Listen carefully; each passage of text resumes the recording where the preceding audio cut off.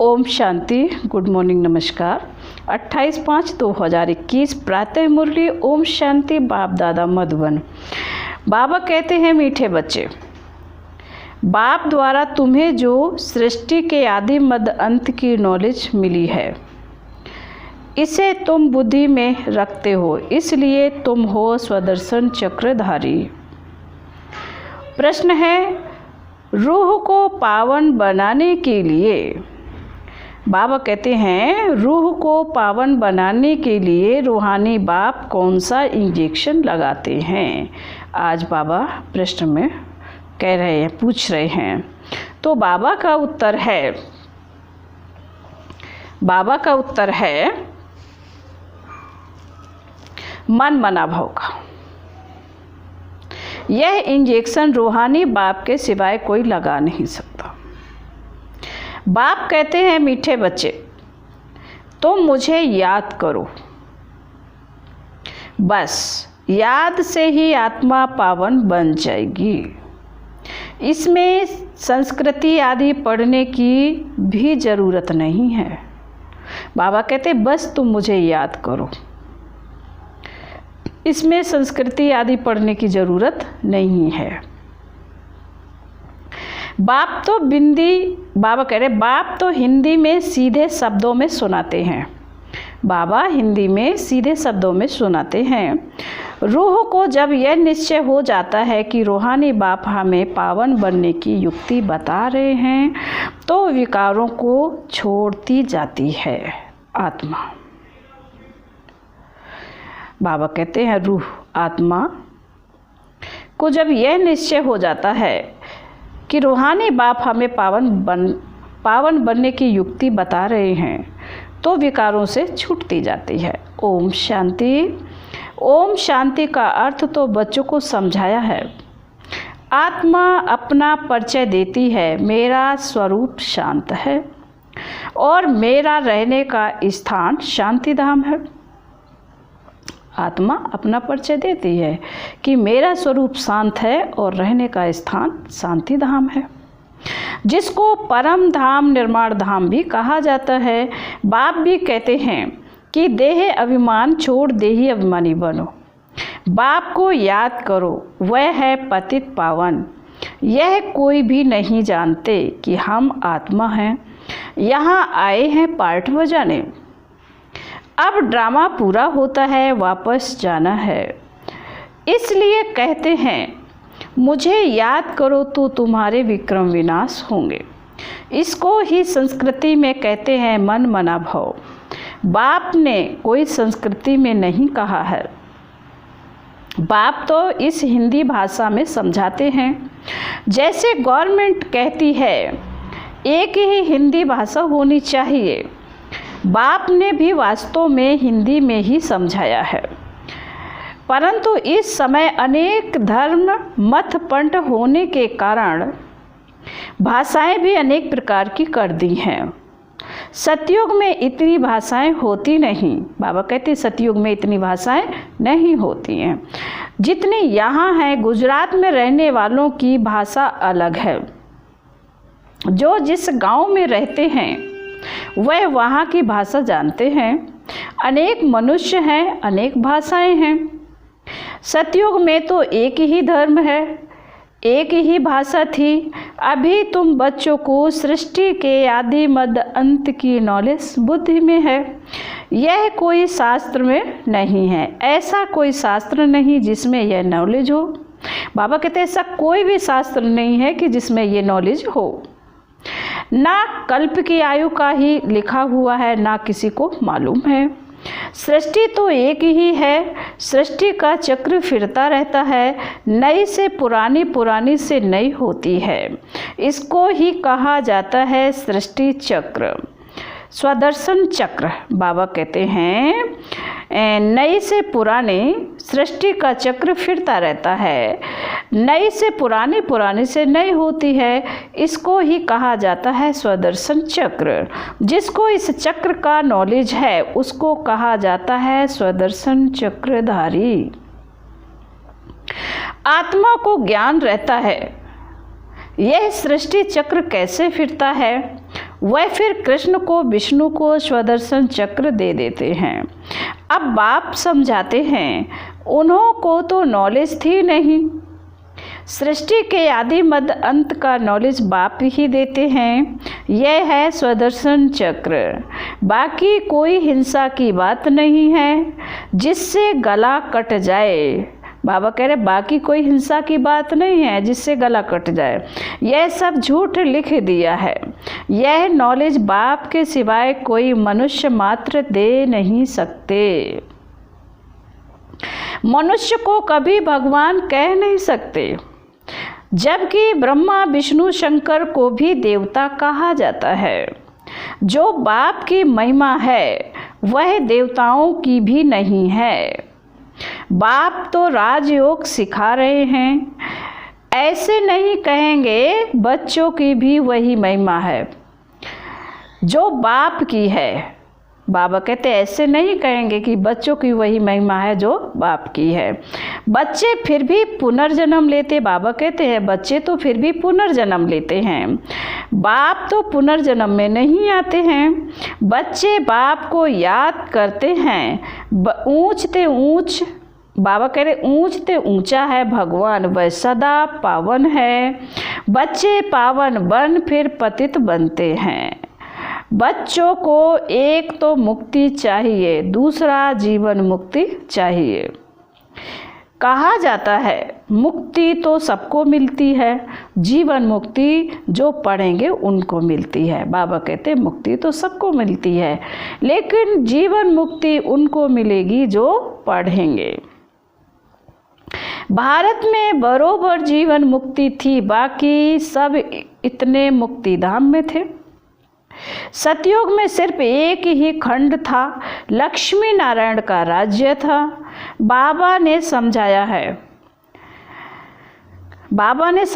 लक्ष्मी नारायण के मंदिर सबसे जास्ती बनाते हैं। बिरला आदि जो मंदिर बनाते, बाबा कहते हैं बिरला आदि जो मंदिर बनाते सबसे जास्ती मंदिर बनाते हैं।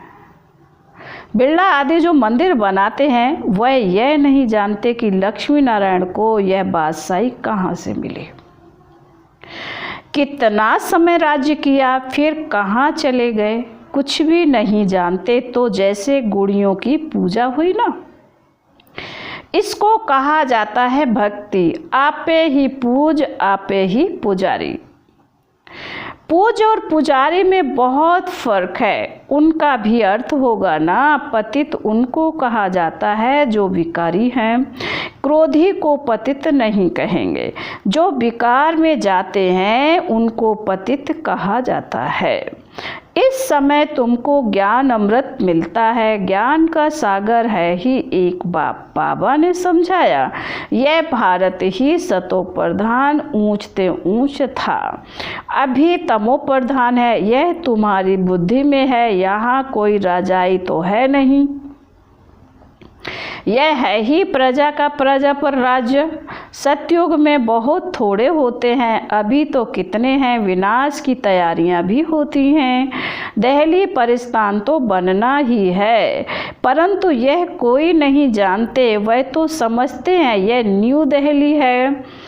इस पुरानी दुनिया को पलटाने वाला कौन है, यह किसी को पता नहीं है। कोई शास्त्र में भी नहीं है। समझाने वाला एक बाप ही है। अभी तुम बच्चे नई दुनिया के लिए तैयारी कर रहे हो। बाबा कहते हैं अभी तुम बच्चे नई दुनिया के लिए तैयारी कर रहे हो। कौड़ी से हीरे मिशन बन रहे हो। भारत कितना साल्वेंट था, दूसरा कोई धर्म नहीं था। अभी तो अनेक धर्म हैं। अब रहम दिल बाप को याद करते हैं। भारत सुख धाम था, यह भूल गए हैं। अब तो भारत का क्या हाल है, नहीं तो भारत हेवन था। बाप का जन्म स्थान है ना, तो ड्रामा अनुसार उनको तरस आ जाता है।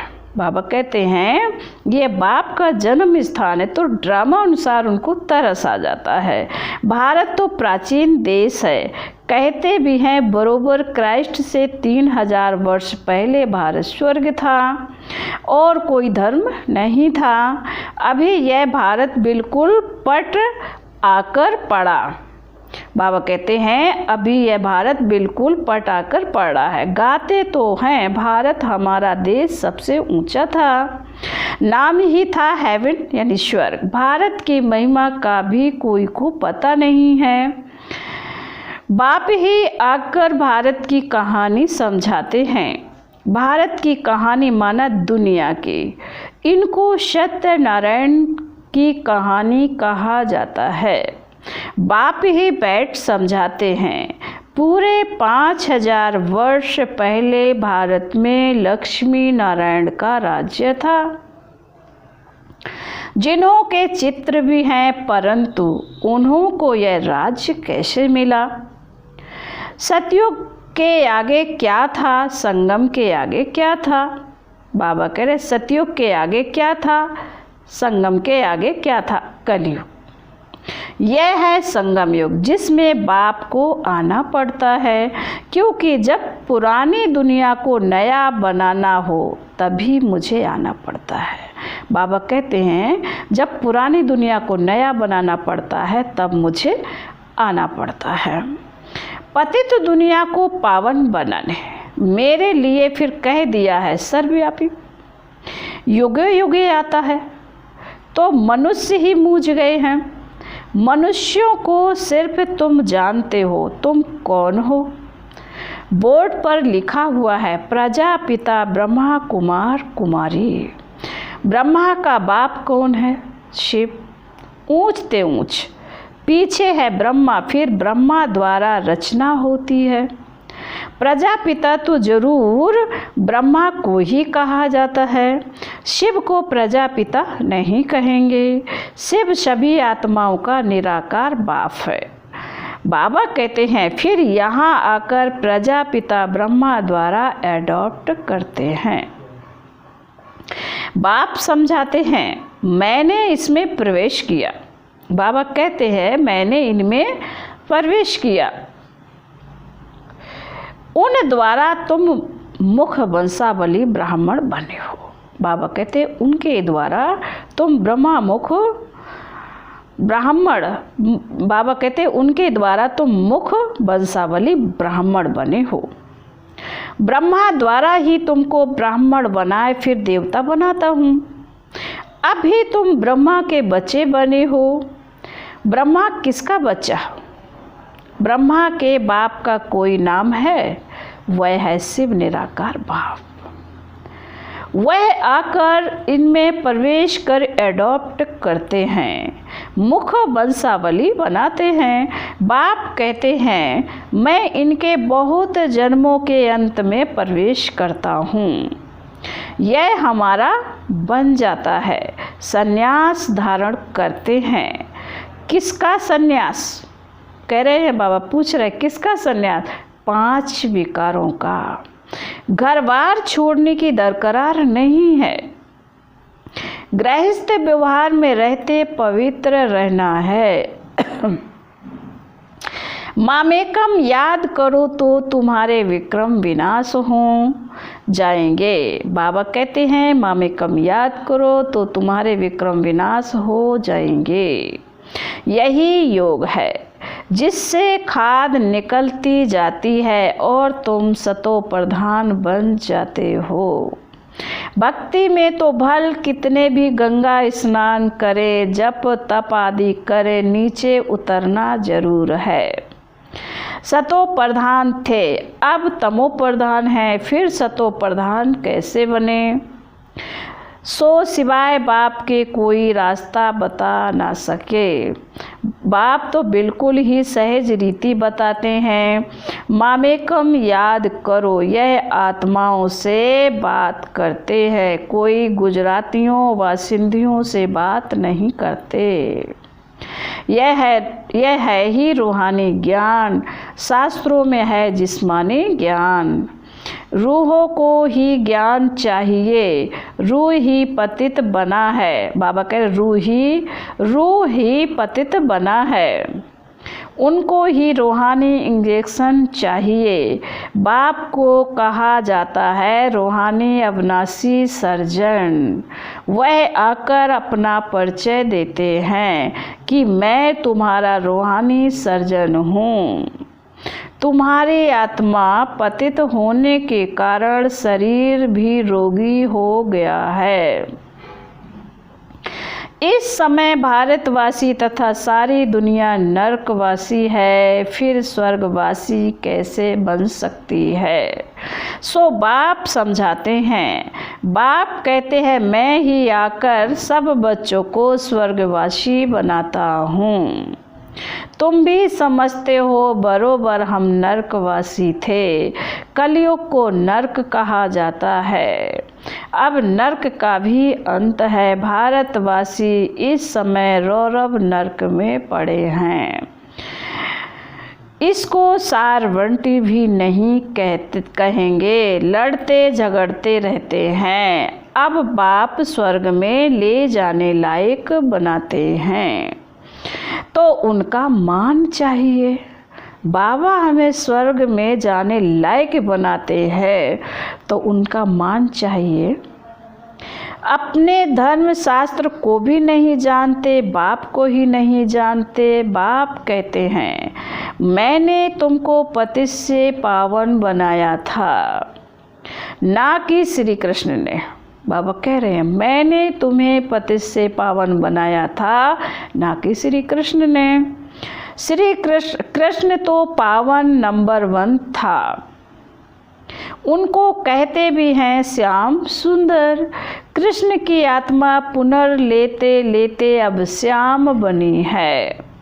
काम चिता पर बैठ काले बने हैं। जगत अम्बा को काली क्यों दिखाते हैं, यह कोई नहीं जानते। जैसे कृष्ण को काला दिखाया वैसे जगत अम्बा को भी काला दिखाते हैं। अब तुम काले हो फिर सुंदर बनते हो। बाबा कहते अब तुम काले हो फिर सुंदर बनते हो। तुम समझा सकते हो भारत बहुत सुंदर था। सुंदरता देखनी हो तो अजमेर सोने की द्वारिका में देखो। स्वर्ग में सोने हीरे के महल थे, अभी तो पत्थर भीतर के हैं। सब सत्तमों प्रधान है तो बच्चे जानते हैं। शिव बाबा बाबा कहते हैं बच्चे जानते हैं शिव बाबा ब्रह्मा दादा दोनों इकट्ठे हैं। इसलिए कहते हैं बाप दादा वर्षा शिव बाबा से मिलता है। इसीलिए कहते हैं बाप दादा। बाबा ने कहा शिव बाबा ब्रह्मा दादा दोनों इकट्ठे हैं, इसलिए कहते हैं बाप दादा। वर्षा शिव बाबा से मिलता है। अगर दादा से कहेंगे तो बाकी शिव के पास क्या है। वर्षा तो शिव बाबा से मिलता है ब्रह्मा द्वारा विष्णुपुरी की स्थापना। अभी तो रावण राज्य है, सिवाय तुम्हारे सब नरकवासी हैं। तुम अभी संगम पर हो, अभी पतित से पावन बन रहे हो, फिर विश्व के मालिक बन जाएंगे। यह कोई मनुष्य नहीं पढ़ाते हैं। बाबा कहते हैं यह कोई मनुष्य नहीं पढ़ाते हैं। तुमको मुरली कौन सुनाते हैं। शिव बाबा परम धाम से आते हैं, पुरानी दुनिया पुराने शरीर में। कोई को निश्चय हो जाए तो फिर बाप से मिलने के सिवाय रह ना सकें। बाबा कहते हैं अगर कोई को निश्चय हो जाए तो बाबा से मिलने सिवाय रह ना जाए।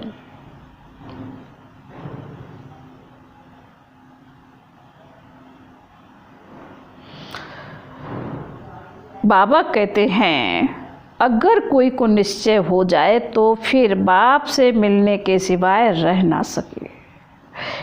कहें पहले बेहद के बाप को तो मिलें, ठहर नहीं सकेंगे। कहेंगे बेहद का बाप जो स्वर्ग का मालिक बनाते हैं, उनके पास हमको फौरन ले चलो। देखें तो सही शिव बाबा का रथ कौन सा है। वो लोग भी घोड़े को श्रृंगारते हैं, पट का निशानी रखते हैं। वह रथ था मोहम्मद का, जिसने धर्म स्थापन किया। समझते हैं इस पर शिव की सवारी हुई। अब बैल पर तो शिव की ना शंकर की सवारी है। कुछ भी समझते नहीं। शिव निराकार है, वह कैसे सवारी करेंगे? टांगे चाहिए जो बैल पर बैठ सके। यह है अंधश्रद्धा। बाबा कहते हैं कि शिव निराकार है, वह कैसे सवारी करे? टांगे चाहिए, सवारी करने के लिए तो टांगे चाहिए जो बैल पर बैठ सके। बाबा कहते यह सब है अंधश्रद्धा। अच्छा, मीठे मीठे शिकीले दे बच्चों प्रति माता पिता बाप दादा का याद प्यार और गुड मॉर्निंग। रूहानी बाप की रूहानी बच्चों को नमस्ते। हम रूहानी बच्चों की रूहानी बाप दादा को याद प्यार और नमस्ते नमस्ते नमस्ते। ओम शांति ओम शांति ओम शांति। फिर बाबा धारणा के लिए कह रहे हैं। धारणा के लिए मुख्य पहली पॉइंट है, बाप से जो ज्ञान अमृत मिलता है, बाप से जो ज्ञान अमृत मिलता है उस अमृत को पीना और पिलाना है। बाबा कहते हैं बाप से जो ज्ञान अमृत मिलता है उस अमृत को पीना और पिलाना है।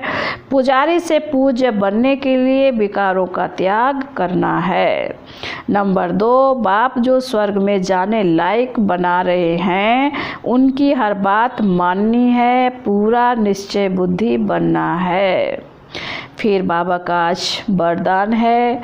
बाबा वरदान में कह रहे हैं, अपने संपूर्ण स्वरूप के आवाहन द्वारा आवागमन के चक्र से छूटने वाले लक्की सितारे भाव।